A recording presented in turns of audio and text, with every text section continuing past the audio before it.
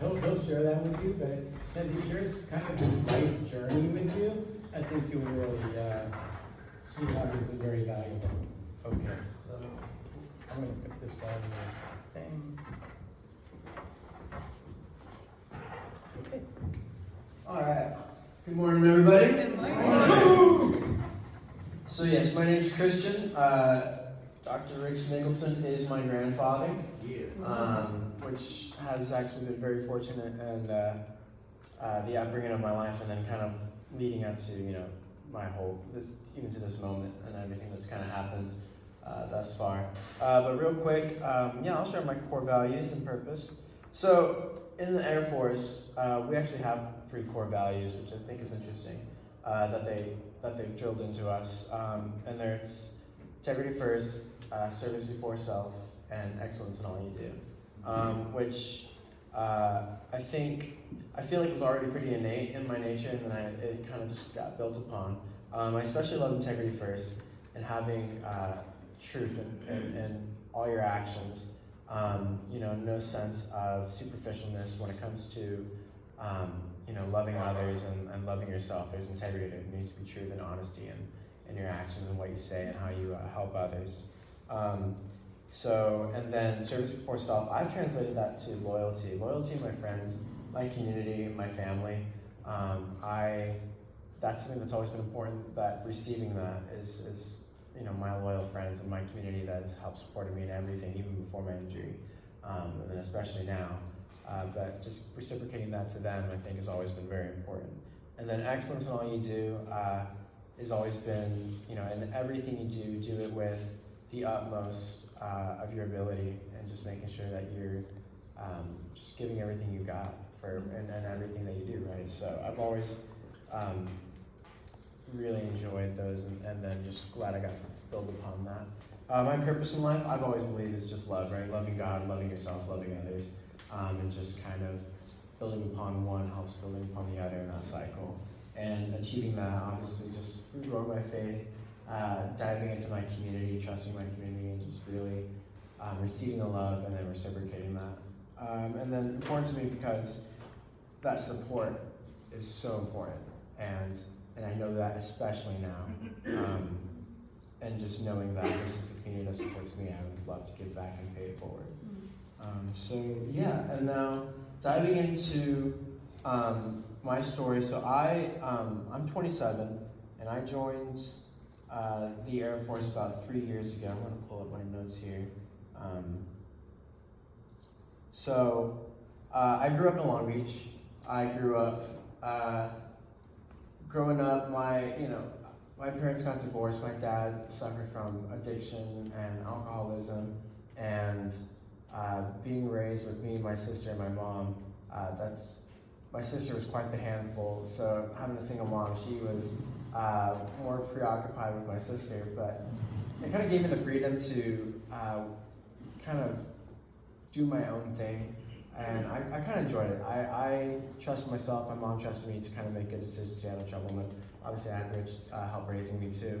And so I kind of always had this freedom to just kind of go about my own path, and I enjoyed things like music. I played guitar, I played piano, I did sports. I grew up on Catalina Island at one point. My mom moved out there and as a teacher, and so I kind of just loved running around the island and doing my own thing. But my life was pretty freeform, pretty unstructured, which I enjoyed as a kid. That was pretty cool. But when it came time to graduate and to choose what career and what my purpose was really going to be, that got pretty difficult and challenging. So I'm like, I don't even know. I never really thought about it until this time to pick a major in college. I picked one. I picked engineering. And I switched out of that, and I picked biochemistry. And I just did not know what I wanted to do. And then Air Force, ROTC, becoming an officer, came up, and they're like, they'll help with college, they'll help with what you want to do. They kind of help guide that. I'm like, that sounds perfect. I joined ROTC, and in that they were like, you want to become a navigator, you want to be an aviator? I'm like, that sounds awesome. Why not? So already they were I was very attracted to the idea that the military will structure my life for me. Will provide the housing, the benefits for your family, the stability, the career, your purpose. And I was like, that sounds perfect. Just kind of tell me what I need to do, how to do it, and send me. That sounds exactly what I need. And so I loved that structure. I loved the regiment, and just, we'll tell you when to wake up. We'll tell you, when you're gonna eat. And I was like, cool. I kind of prefer not to really have to think about a lot of those decisions. So I enjoyed that. I got my wings as a combat systems officer, and I trained for that for about 2 years. And then May 20th, 2023, after getting my wings, me and my friends were hanging out, celebrating, and we were out in the waters in the Gulf of Mexico, and I was diving off of the boat, and it was just a little more shallow than I thought. I kind of knew, I felt young and indestructible, and I dove off a few times, and it was fine, but one of those fourth or fifth times I hit the sands, broke my neck, C6, C7, immediately paralyzing me from the chest down. I lost function of my arms. I could only flail my arms. I couldn't get my head above the water. My friends thought I was joking, and eventually they pulled me out. Luckily, it felt like a minute. Got medevaced and spent a couple weeks in the ICU, and immediately started my rehabilitation journey. I went to Chicago, showed me around the Mobility Lab, started that, and what's funny is that I still had that structure, and went to wake up and started my 9 to 5 of rehabilitation. And for the past year, that's exactly what I was doing. Rehabilitation was my 9 to 5. Woke up, started physical therapy, started weights, doing therapy on my legs, just standing up, sitting up. I didn't have the arm strength. I don't even have hand function.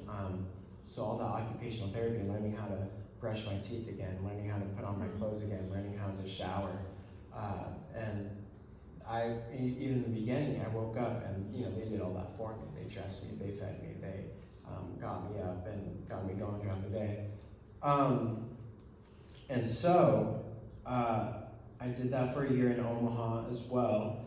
And now I got into the VA, and I finally worked my way back up into independence. But I realized returning home, I just got my own place in Huntington Beach, that the past year, honestly, was not the hardest part of this transition now. It's now that I'm back home and I'm independent and I don't need to, and I don't know what to do. I'm back to square one. I realized that I was still under that structure. That was so easy, waking up and starting my rehab and doing that every day, the same thing. That was pretty easy. Now I'm back home, I'm independent, and I'm back to square one. And what's my purpose? What do? I don't have to work. I don't have to do anything. I have the freedom to just sit at home and do nothing. Now that I'm fully retired medically, now I have to re-transition into, now I have to create what's my new purpose in life. And so that's why I'm in the middle of my transition still. And Rich, through the help of Rich, through the help of Reboot, through the help of the Pacific Institute, which is another program I've been a part of, and rebuilding what the future looks like now for me. And so I have been rebuilding my community. I've been jumping back into church and been jumping back into trying to volunteer and just reconnecting with friends and family. And that's kind of where I'm at now. And now I'm getting into the VA and starting rehab. But this is now the beginning of my new chapter and trying to figure out what God has, what's my purpose. I thought was it through school, was it through the military, and now it's here, and that's kind of my new journey, and that's kind of where I'm at right now. So, cool. Questions? Any questions? Questions, comments for Christian? And then anything that you think you want me to hit on or build upon that you heard Rich too, if you feel like anything you want me to elaborate. I think, let's see. Let them know what you were training for and what you did the couple weeks right before the accident. Yeah, so as a combat systems officer, it's still a form of flight school. I'm the backseater to the pilot, right? So I was the navigator, and I created the flight plans, created the mission plans, and that's what I was trained to do. And I joined the special operations community, flying U-28s as the navigator, as the mission planner in that sense. That's what I was training for, and then after I got my wings, I just did survival training. It's called SEER, and where they drop you in the middle of the woods and learn how to simulate the whole idea. If your plane goes down behind enemy lines, what does that look like? How do you prepare? How do you survive? How do you evade? How do you, if you get captured, what does resistance look like in a prisoner of war camp? And then and what does escape mindset look like? And so I think that helped too, especially, and being in that, I was in survival mode for the whole 2 weeks for that program, and just ingraining what survival looks like behind enemy lines under capture. And so once, and face down in the water, not being able to get your head above it, I was still in that survival mode, so I think that kind of helped that mindset. And then throughout the whole rehabilitation, it's survival mode, getting back to independence, and how do I get back into being on my own again.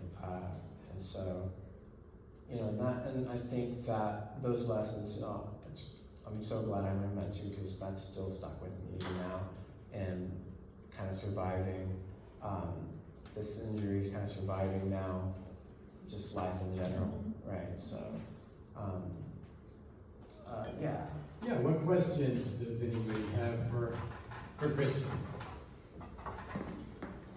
Jason. Yeah. I'm gonna run the mic. All right. Yeah. So I guess just to us as staff, that's going to be working with veterans, what would be like one of the biggest piece of advice or tip that you would give us to, I guess, best serve veterans and best, support and be of help to them? Yeah. So for me, it's still a challenging question even for me, right? Because we were talking about thanking one for their service. I was only in the military for about 3 years now, and a lot of that was just training. And so when people thank me for my service, it's like I just feel like I haven't done anything yet. Please don't thank me. I don't deserve. I've yet to earn being thanked for one's service. And even now, and then the question of for veterans, it's like even that's so new. And even veteran status for me sounds crazy because all my friends are still serving; they're still in there. And now I'm a veteran. I'm like, that's something I imagined 20 years down the line, and it came sooner than I thought. So that question is a little challenging, I feel like, for me, because right now, I think it's like for a while I struggled with feeling deserving of being thanked for service, because I feel like I haven't served yet. And now I'm a veteran, and now there's especially of have I earned veteran status. I jumped into the water, and that's hard for me to accept all the benefits that I'm receiving, and I still struggle with that even now. So I don't know how to answer that now, because it's still so new, this whole new scenario. But I don't know. Do you think? I don't know. You can help me answer that question too, because I feel like I struggle with that. How impactful is it to think about a new purpose and a new identity? Yeah. And I heard you say that in community. I heard you say your community is very important. Yeah. So I guess so something that I mentioned before is that's what's so important to me is support, and just feeling that sense of community, that sense of support. I think is so important for me now. So I think, and for anyone. So I think for probably most veterans, just feeling supported, feeling that sense of community, feeling that I am going to be taken, or not taken care of, but just here are people that see me, that acknowledge me, and that want to support me. And just knowing that, I think, has been so important throughout my whole recovery now. So I think, Could you mention a little bit about, you've been sharing recently some triggers that you have never felt for the first year, over a year, and now there's some things that are triggering some of your memories and so forth. Yeah. So coping with this injury,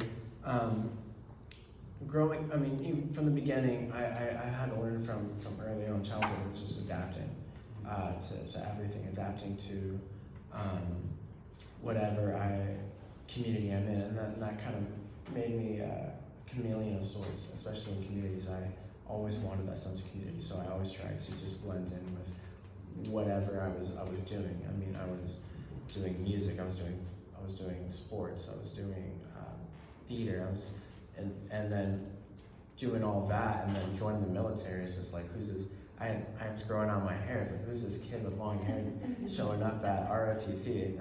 So I was blending in with the military and adapting to that community. And I, repeat.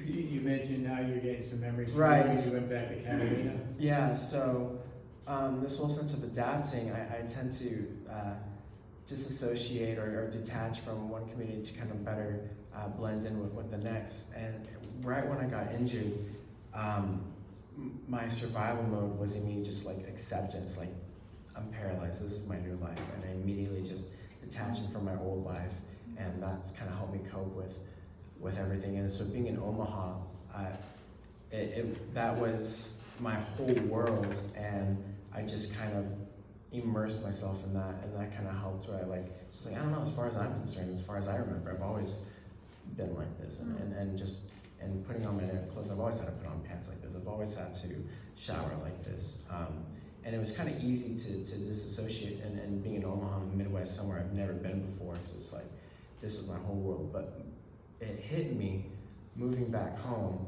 I went back to Catalina. I was sleeping at my dad's place, a bed that I slept in before, and it was the first time being in a place where it's like seeing, I used to run around these streets. I used to climb up that tree. I used to jump out of this bed. My muscle memory wanted to kick in. When I woke up, and my dad lets me sleep in his bed whenever I visit.